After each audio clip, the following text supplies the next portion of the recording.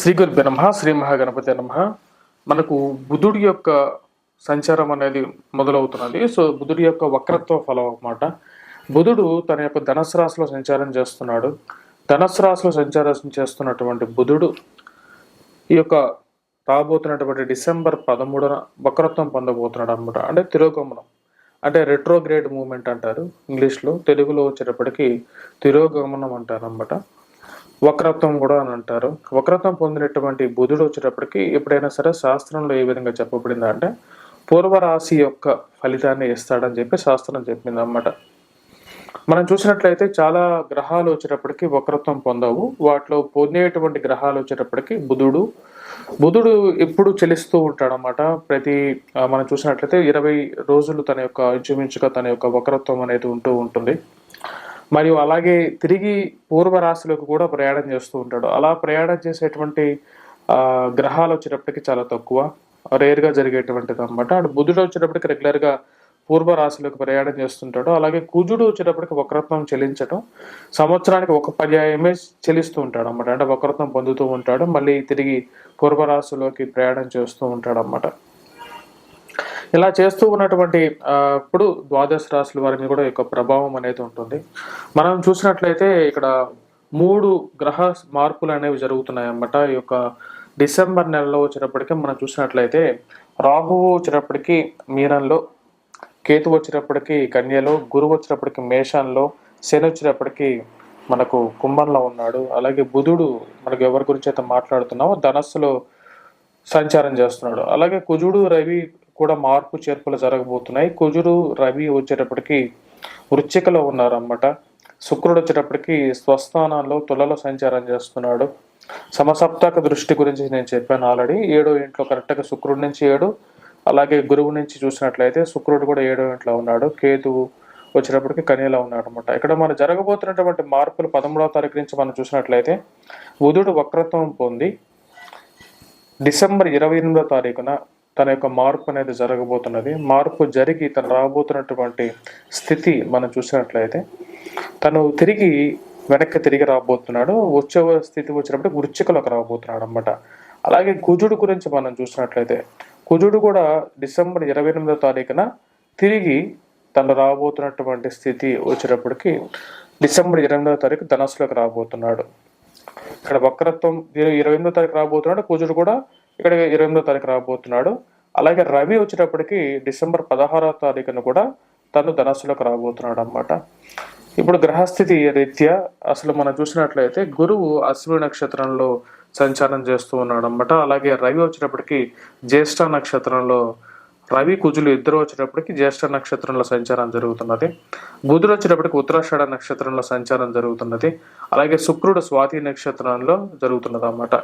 అలాగే రాహు కేతువులు వచ్చేటప్పటికి రాహువు చిత్తా నక్షత్రంలో, రేవతి నక్షత్రంలో, కేతువు వచ్చేటప్పటికి చిత్తా నక్షత్రంలో సంచారం జరుగుతుంది అన్నమాట. ఇప్పుడు ద్వాదశ రాశుల వారికి అసలు ఎటువంటి ఫలితం అనేది రాబోతున్నది అనేది ఎందుకు చెప్పబోతున్నాను. ఎందుకంటే వక్రత్వంలో మనం గురువు యొక్క వక్రత్వం గురించి మాట్లాడినప్పుడు గురువు తన యొక్క మార్చుకుంటున్నప్పుడు, అంటే గురువు తిరిగి మళ్ళీ తన యొక్క పూర్వ రాశిలోకి అయితే ప్రయాణం చేయలేదు, నక్షత్ర మార్పే జరిగింది అన్నమాట మన గురువు వక్రత్వ ఫలంలో చూసినట్లయితే.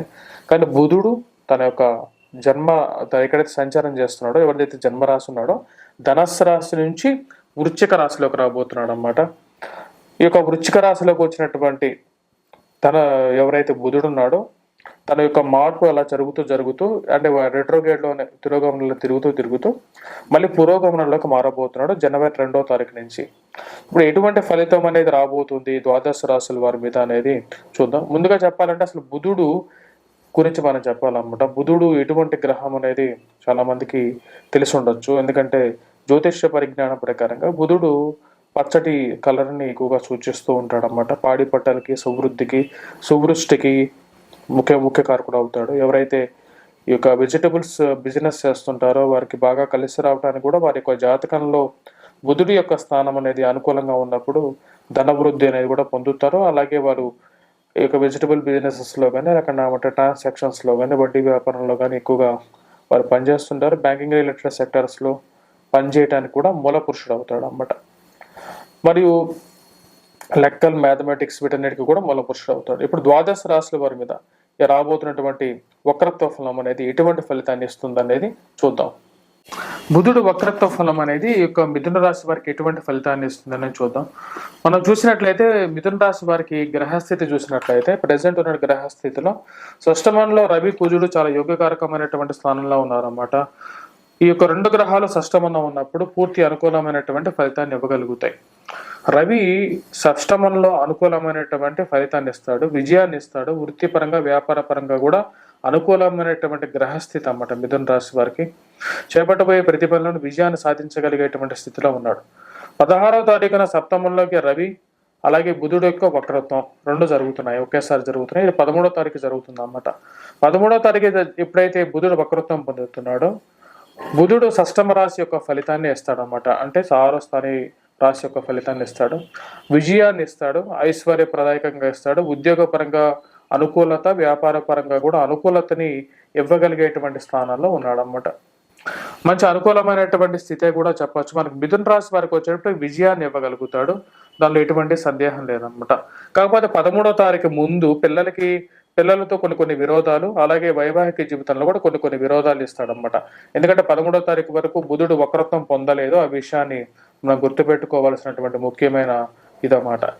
రవి ఎప్పుడైతే సప్తమంలోకి వస్తాడో అంటే తర్వాత మళ్ళీ 16వ తారీఖు తర్వాత ఫైనాన్షియల్ గా ఉద్యోగపరంగా అన్ని పరాలుగా అనుకూలంగా ఉన్నా సరే వైవాహిక జీవితంలో అనుకూలత తక్కువగా ఉంటుంది. అలాగే శరీరంలో ఉష్ణం అనేది వేడి అనేది బాగా పెరుగుతుంది. డబ్బు అనేది సరైన టైంలో వచ్చి చేరదన్నమాట. కానీ వస్తుంటుంది, ఒక్కొక్కసారి కనపడదు అనమాట. అంటే వచ్చినట్టుగా అయిపోతూ ఉంటుంది అనమాట. ఖర్చు కూడా దాని తగినట్టుగానే ఉంటూ ఉంటుంది. 28వ తారీఖు వరకు కుజుడు 28వ తారీఖు తర్వాత తను రాబోతున్నటువంటి రాశి వచ్చేటప్పటికి ధనస్సులోకి రాబోతున్నాడు. అప్పుడు అనుకూలమైనటువంటి ఫలితాలు ఇవ్వడం.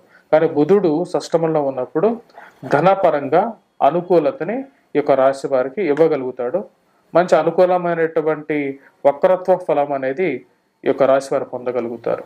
విద్యార్థులకు ఎలా ఉందనే చూద్దాం. విద్యార్థులకు వచ్చేటప్పటికి అనుకూలమైనటువంటి ఫలితంగానే ఉంది. ఆరోగ్యపరంగా అనుకూలంగా ఉంటుంది. వాళ్ళు పోటీ పరీక్షల కోసం ప్రిపేర్ అవుతున్నటువంటి వారి విద్యార్థులు ఎవరైతే ఉంటారో ఉద్యోగ పరంగా కానీ లేకంటే ఆల్రెడీ చిన్నపిల్లలు ఎవరైతే ఎగ్జామ్స్ రాస్తున్నారో వారికి కూడా ఈ యొక్క పరిస్థితి వచ్చినప్పటికీ విజయాన్ని మిథున రాశి వారికి ఇస్తుందన్నమాట. పోటీ పరీక్షలో ఉత్తీర్ణత సాధించడానికి అనుకూలమైనటువంటి గ్రహస్థితిగా ఈ యొక్క పరిస్థితి చెప్పచ్చు అన్నమాట. కొన్ని విషయాల్లో ఆరోగ్యపరంగా మటుకు రవి 16వ తారీఖు నుంచి కొంచెం మిశ్రమమైనటువంటి జ్వరపీడత్వాన్ని ఇవ్వగలిగేటువంటి స్థితిలోకి రాబోతున్నాడు. కాబట్టి కొంచెం హెల్త్ గురించి జాగ్రత్తగా కూడా ఉండాలి. మనం ఇప్పుడు బుధుడి వక్రత్వ ఫలం గురించి మనం మాట్లాడడం అన్నమాట. బుధుడు తన యొక్క వక్రత్వ ఫలంలో ఎప్పుడైనా సరే ముఖ్యంగా మనం చూసినట్లయితే తన యొక్క పూర్వ రాశి ఏదైతే ఉంటుందో దాని యొక్క ఫలితాన్ని ఎక్కువగా ఇస్తూ ఉంటాడు అన్నమాట. అంటే తన సంచారం చేస్తున్నటువంటి రాశి కాకుండా తన యొక్క ముందు సంచారం చేసినటువంటి రాశి యొక్క ఫలితాన్ని ఎక్కువగా చెప్పడం జరుగుతుంటుంది. దీన్ని చెప్పడానికి ముఖ్య కారణం వచ్చేటప్పటికి గురువు యొక్క వక్రత్వ ఫలంకి బుధుడు యొక్క వక్రత్వ ఫలానికి డిఫరెన్స్ అనేది మీకు తెలియాలి అనే విషయం గురించి చెప్పాను. మరియు అలాగే ఇది ద్వాదశ రాశుల వారి మీద ఎటువంటి ఇంపాక్ట్ అనేది ఇస్తుంది అనేది కూడా చెప్పాలి అని చెప్పడం జరిగింది అన్నమాట. ఈ యొక్క బుధుడు గురించి కొన్ని రాశులకి బాగలేనప్పుడు బాగలేదు అనేదే చెప్తాను నేను. ఆ యొక్క రాశులు ఎందుకంటే కొన్ని విషయాలు బాగోలేకపోయినా సరే మిమ్మల్ని మెప్పించడం కోసం నేను బాగుంది అనేది చెప్పను. ఎందుకంటే కొద్దిగా జాగ్రత్తగా ఉంటారు అనేది. అంతా బాగున్నప్పుడు అందరూ బాగుండాలి, అందరూ బాగుండాలని మా కోరిక కూడా. బాగలేనప్పుడు జాగ్రత్తగా ఉంటారనేది ముఖ్యమైన సూచన అన్నమాట.